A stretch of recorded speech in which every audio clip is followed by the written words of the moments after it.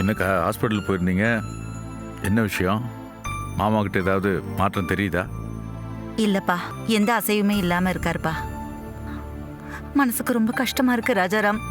அக்கா, ஒன்றும் கவலைப்படாதீங்க. கொஞ்ச நாள் பார்ப்போம். இல்லைனா ஃபாரினுக்கு எங்கேயோ கூட்டிகிட்டு போய் நல்ல ஹாஸ்பிட்டலில் சேர்த்து ட்ரீட்மெண்ட் பண்ணுவோம். ஆ, அக்கா, மாமாவை நினச்சி யாரும் வருத்தப்படாமல் இல்லைக்கா. எல்லாருக்குமே மனசு கஷ்டமாக தான் இருக்கு. ஒன்றும் கவலைப்படாதீங்க, எல்லாம் சரி பண்ணிடலாம். சரியா?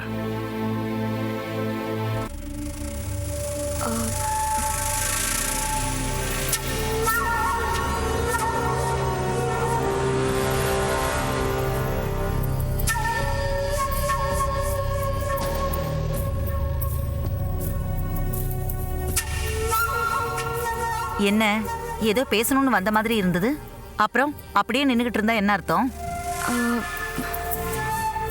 என்ன விஷயமா சொல்லு.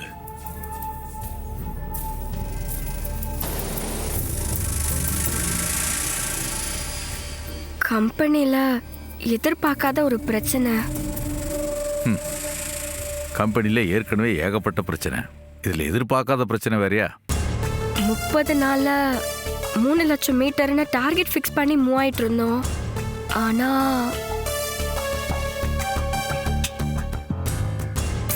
ஏண்டி, சொல்ல வந்ததை முழுசா சொல்லிதான் தொலையேன். அக்கா, சொல்லுமா, முழுசா சொல்லு. நாளை கழிச்சு 25,000 மீட்டர் சப்மிட் பண்ணணுமா? ஏதோ குவாலிட்டி செக்கிங்னு சொல்றாங்க. ஏண்டி, 25,000 மீட்டர் தானே, அதெல்லாம் மில்லுல ஈஸியா ரெடி பண்ணிடலாம். அக்கா, நீங்க ஒண்ணு பழைய கம்பெனியை மனசுல வச்சு பேசிக்கிட்டு.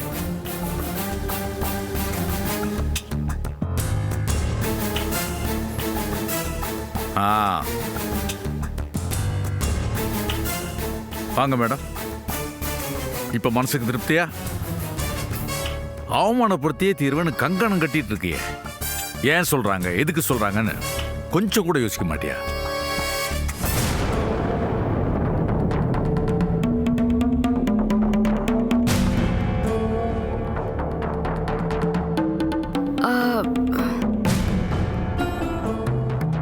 ஆஃபீஸ்க்கு வந்த மெயில் விஷயத்த அங்கிள் கிட்ட சொல்லிட்டா ஆண்டி.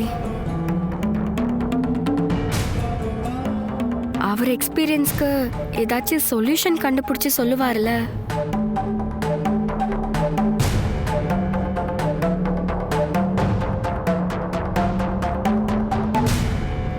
இல்லையா அங்கிள்?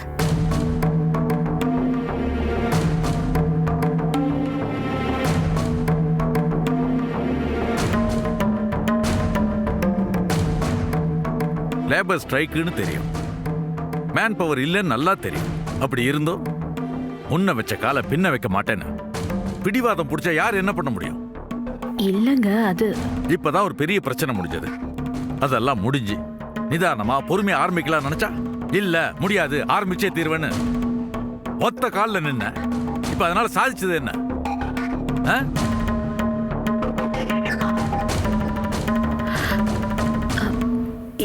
ஏங்க, நான் இப்பவும் சொல்றேங்க, நீங்க ஆத்திரப்படாம கோவப்படாம கொஞ்சம் பொறுமையா யோசிச்சு பாருங்க. இந்த பிரச்சனைக்கு நல்லபடியா ஒரு வழியை சொல்லுங்க. யோசிக்கிறதா? இதுக்கு மேல யோசிக்கிறதுக்கு புதுசா என்ன இருக்கு? இது கவர்மெண்ட் ஆர்டர். இது மேல அத்தனை மில்லுக்கார கண்ணும் படும்.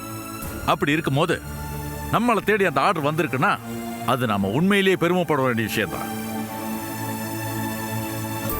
இல்லைன்னு சொல்ல, ஆனா அதுக்காக மேன் பவர் இல்லாம என்ன பண்ண முடியும்? இப்ப ஒட்டு மொத்தமா கவுந்துருச்சே. நீ பண்ணிருக்க காரியத்தால போறது வெறும் 30 லட்சம் மட்டும் இல்ல, இத்தனை நாள் கஷ்டப்பட்டு சேர்த்து வச்சிருந்த கம்பெனியோட பேரும் தான்.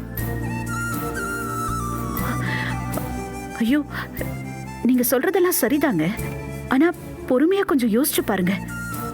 இப்பதான் எல்லா பிரச்சனையிலிருந்து ஒரு அளவுக்கு கொஞ்சம் மூச்சு விட ஆரம்பிச்சிருக்கோம். இந்த மாதிரி நேரத்துல நம்ம பிரச்சனை எல்லாம் முடிவுக்கு கொண்டு வர மாதிரி ஒரு ப்ராஜெக்ட் வந்திருக்கு. அதை வேணான்னு சொல்ல முடியுமாங்க? அதை எப்படியாவது எடுத்து நல்லபடியா முடிச்சு ஜெயிச்சு காட்டணும். அதை முடிக்கணும்னு தானங்க நம்ம நினைப்போம். அதே தாங்க நானும் பண்ணேன். இத தானே நம்ம காலங்காலமா பண்ணிட்டு இருக்கோம். நான் உங்க பழைய பொண்ணியா தாங்க யோசிச்சேன். அதனால தாங்க நான் இதுல இறங்குனேன். இறங்கி தடங்கள் வந்தா நீங்க தட்டி கொடுத்து தைரியம் கொடுப்பீங்கங்கிற நம்பிக்கை தான். அதனால நான் எதுக்கு பின்வாங்கணும்? இதுக்கு பேர் தான் வீம்புங்கிறது.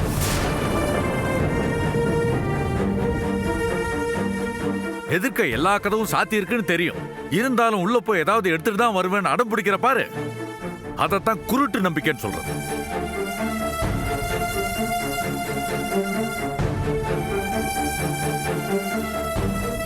சரிங்க, உங்க பார்வைக்கு இப்ப புதுசா அப்படி தோணுது. இதெல்லாம் உங்ககிட்ட எடுத்து சொன்னா நீங்க ஏதாவது எனக்கு ஐடியா கொடுத்து ஹெல்ப் பண்ணுவீங்கன்னு பார்த்தேன். ஆனா அதுக்கெல்லாம் இப்ப வாய்ப்பு இல்லைன்னு தெரிஞ்சு போச்சு. பரவாயில்ல, பாத்துக்கிறேன். ஒரு நிமிஷம் நில்லு.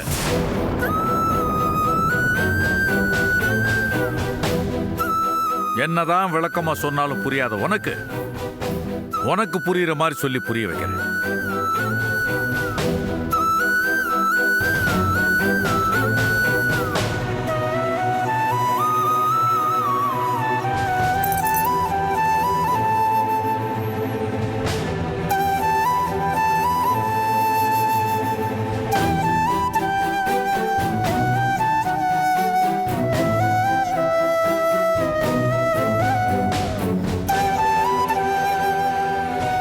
நீ எடுக்க போற முடிவுல தோத்து போனதுக்கு அப்புறமும் அந்த மில்ல திறந்து வச்சிருக்கிறதுல எந்த அர்த்தமும் இல்லை. இந்த மில்லு இந்த அளவுக்கு வளர்றதுக்கு எல்லா வகையிலும் காரணமா இருந்த நீயே உன் கையாலே அந்த மில்லை பூட்டிட்டு வந்துரு.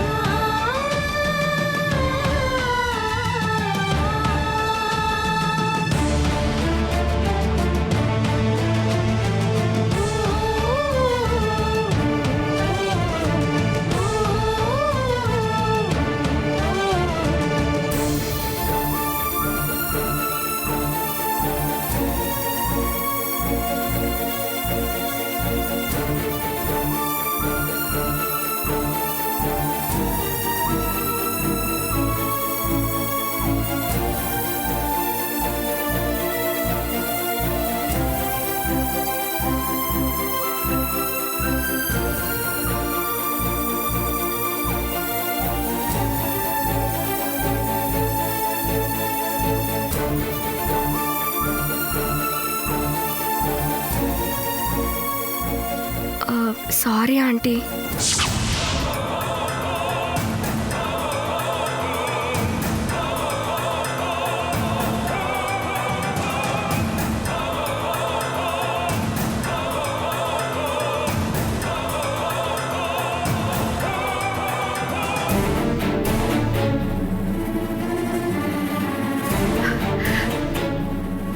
நீ எதுக்குமா சாரி எல்லாம் சொல்ற? என்னைக்கா இருந்தாலும் இது அவருக்கு தெரிய போறது தானே. பரவாயில்ல, என்ன நான் எதிர்பார்த்ததை விட பிரச்சனை கொஞ்சம் பெருசாயிடுச்சு. பரவாயில்ல, ஏதோ புதுசா ஒரு புத்துணர்வு வந்த மாதிரி ரொம்ப தெம்பா இருக்கு.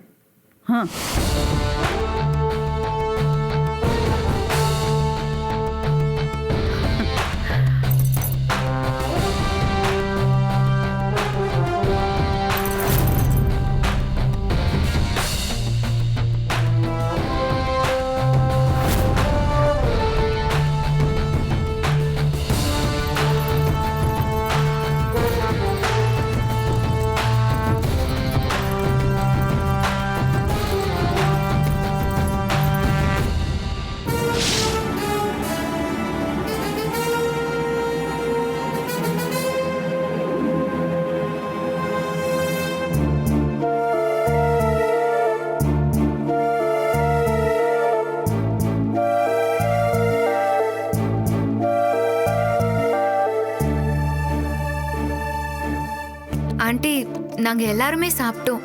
நீங்க மட்டும்தான் சாப்பிடல. 2 இடியாப்பமும் பாலும் இருக்கு. சாப்பிட்ருங்களா ஆண்டி? ஆண்டி ப்ளீஸ் சாப்பிடுங்க. வேண்டாம் ஸ்வேதா, பசிக்கல. உங்களுக்கு ஒரு விஷயம் தெரியுமா? பொன்னி ஆண்டி மத்தியானத்துல இருந்தே சாப்பிடல. எப்போ அந்த மெயில் வந்துச்சோ அப்பத்துல இருந்து ரொம்ப அப்செட் ஆயிட்டாங்க.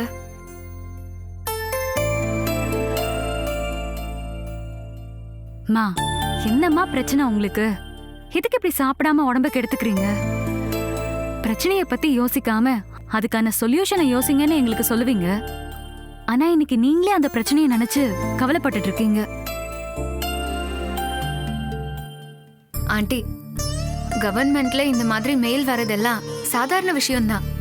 யாராவது டிபார்ட்மெண்ட்ல தெரிஞ்சவங்க இருந்தா ஈஸியா இன்ஃப்ளூயன்ஸ் பண்ணலாம். ஆமாமா, அப்பா கிட்ட சொல்லி டிபார்ட்மெண்ட்ல யாராவது தெரிஞ்சவங்க இருக்காங்களான்னு பாப்போம். இன்னும் 5 days டைம் கேட்போமா? அதுக்கெல்லாம் வாய்ப்பே இல்ல ஐஷு. அவங்க நமக்கு ப்ரொடக்ஷன் கெப்பாசிட்டி இருக்கான்னு பாக்குறதுக்கு தான் இந்த மாதிரி செக்கே வைக்கிறாங்க. அவங்க எப்படி நமக்கு டைம் கொடுப்பாங்க?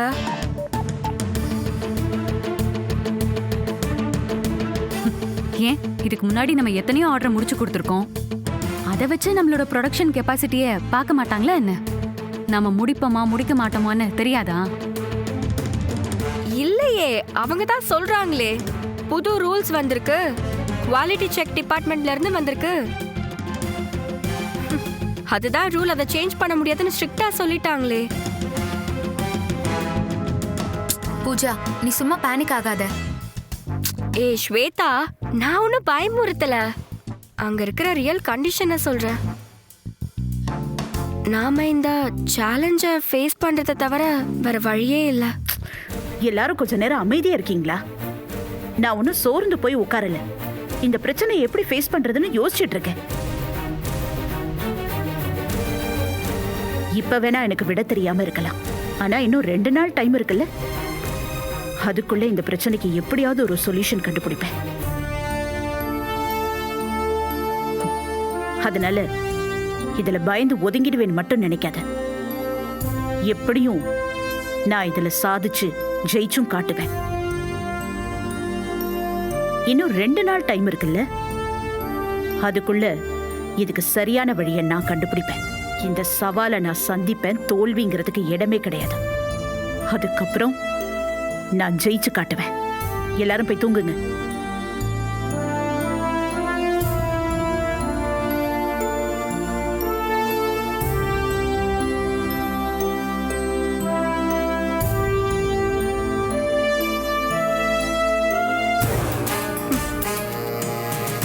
ஜெயிப்பாலாம், பெரிய வேலுனாச்சி.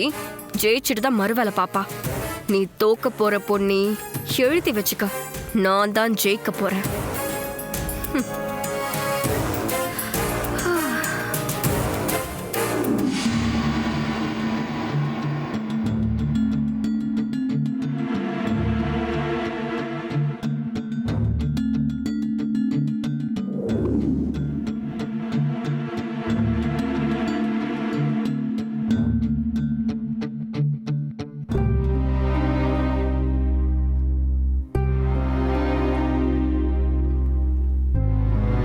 என்ன ராஜாராம், தூக்கம் வரலையாப்பா? தூக்கமா? எப்படிக்கா தூக்கம் வரும்? ஜானியர்னா முழசம் இருக்குது. ஒரு பிரச்சனை முடியறதுக்குள்ள அடுத்த பிரச்சனை வந்து கழுத்தை நெரிக்குது. அப்படி இருக்கும்போது எப்படிக்கா தூங்க முடியும்? ஏன்பா, இந்த பிரச்சனை இவ்வளோ பூதாகரமா வெடிக்கும்னா அன்னைக்கே திட்டவட்டமா வேண்டான்னு சொல்லியிருக்கலாம்ல. இப்போ பிரச்சனை கழுத்தை நெரிச்சதுக்கு அப்புறமா கவலைப்பட்டு என்னப்பா பிரயோஜனம்? சொல்ல தெரியாம இல்லக்கா, என்னால சொல்ல முடியல. சொல்றதுக்கு மனசு வரல. இந்த கம்பெனி ஆரம்பிச்ச காலத்துல இருந்து இன்னைக்கு வளர்ந்து வந்திருக்க வரைக்கும் அவளோட புத்தி, அவளோட முயற்சி எவ்வளோ இதில் இருக்குக்கா. அது அத்தனையும் மறந்துட்டு இன்னைக்கு ஏதோ அவளுக்கு ஒரு நம்பிக்கை வந்திருக்குன்னும் போது நம்ம அலட்சியமா பேச முடியாதுல்லக்கா.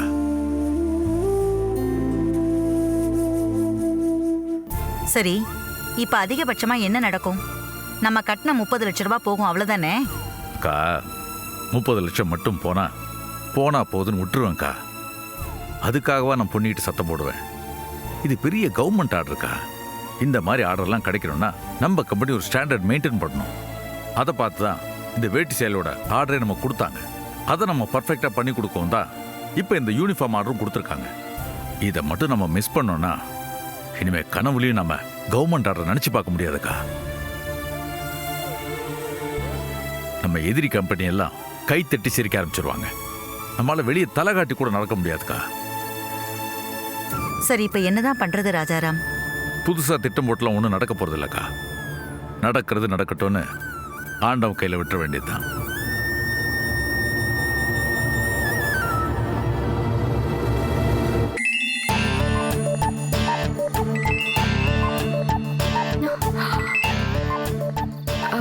சாமி, என்ன விஷயம் இந்த நேரத்துல கால் பண்ணிருக்கீங்க? மேடம், கம்பெனி நிலவரமெல்லாம் கேள்விப்பட்ட மேடம். ஆப்போசிச்ச குரங்கு மாதிரி செம்மையா மாட்டிக்கிட்டாங்க போல் இருக்கு மேடம். அந்த 25,000 மீட்டர் துணி விஷயம் தானே? ஆப்பு சச்ச குரங்கே தான். கரெக்டா சொல்லிட்டீங்க சாமி. அதை ஏன் கேக்குறீங்க சாமி? பொன்னி எக்கச்சக்கமா மாட்டிக்கிட்டா. அவங்களுக்கெல்லாம் வேணும் மேடம். தொழிலாளிங்கன்னா ரொம்ப கிள்ளுக்கிறேன்னு நினைச்சிட்டாங்க போல் இருக்கு. கூட குறைச்சி ஏதாவது ஒண்ணு பேசி செட்டில் பண்ணாம போலீஸ் ஸ்டேஷன் போவோம், போலீஸை வச்சு டீல் பண்ணுவோம்னு சொன்னாங்கல்ல. அவங்களுக்கெல்லாம் நல்லா வேணும் மேடம். இப்ப என்ன 2 நாள்ல பொம்பளைங்களை வச்சு 25,000 மீட்டர் துணி ரெடி பண்ணிடுவாங்களோ?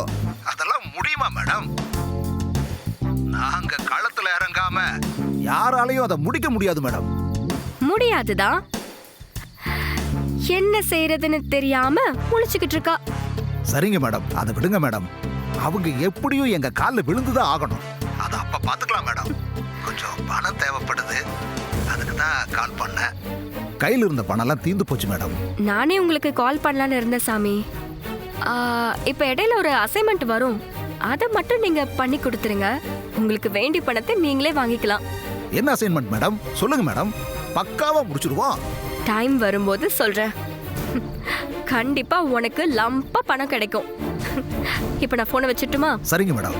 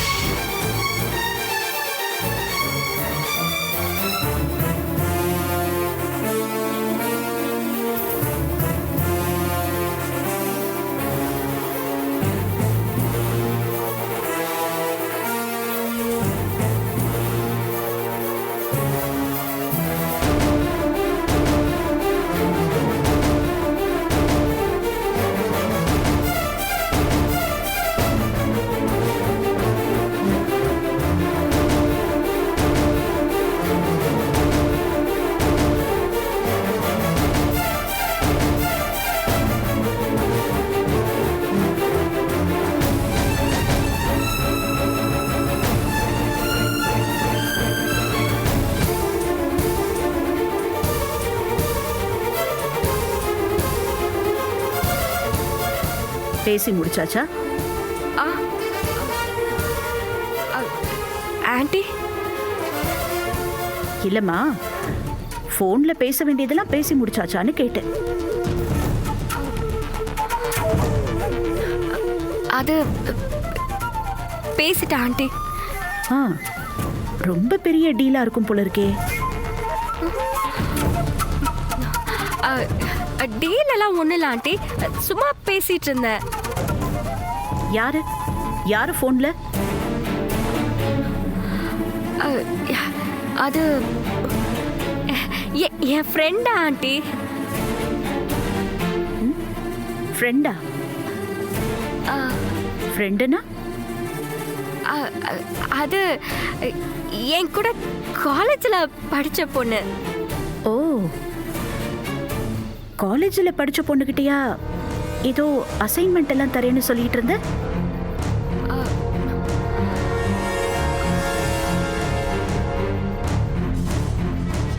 ஓ, அதுவா? காலேஜ்ல என்னோட அசைன்மெண்ட் எல்லாம் அவ தான் பண்ணி தருவா. இப்போ அந்த மாதிரி பண்றதுக்கு அசைன்மெண்ட்டே இல்ல, அதனால லைஃபே போர் அடிக்குதுன்னு சொன்னா. அதான் இப்பயும் வேணும்னா நான் நிறைய அசைன்மெண்ட் தரேன்னு சொல்லிட்டு இருந்தேன். இல்லையம்மா, ஏதோ லம்பா பணம் கிடைக்கும்னு சொல்லிட்டு இருந்தியே. உஷ்ஷோ.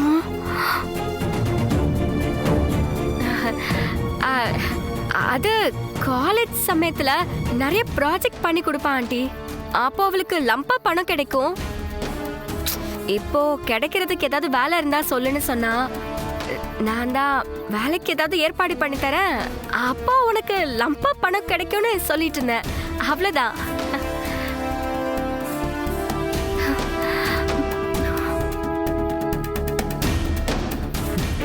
சரி பூஜா, உன் ஃப்ரெண்டு பேர் என்ன?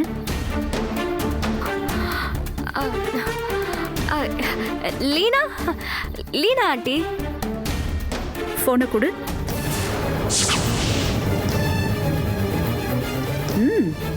போனை கொடு.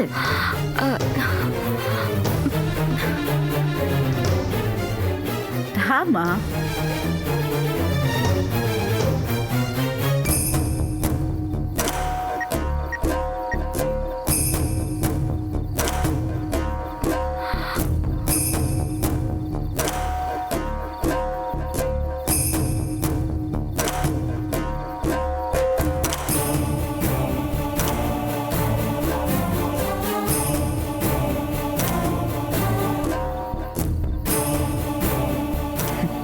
இந்தா.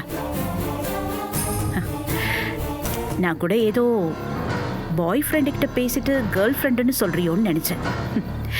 நீ இங்க இருக்கிற வரைக்கும் உன்னை பத்திரமா பாத்துக்க வேண்டியது என்னோட கடமை தானே. அதுக்கு தான் போனை வாங்கி செக் பண்ணேன். அதனால என்ன பரவாயில்ல ஆண்டி, நீங்க தானே என்னோட கார்டியன். சரி, என்ன பணியில நின்னுகிட்டு இருக்க? காலையில ஆபீஸ்க்கு சீக்கிரம் கிளம்பணும்ல, சீக்கிரம் போய் தூங்கு. சரிங்க ஆண்டி.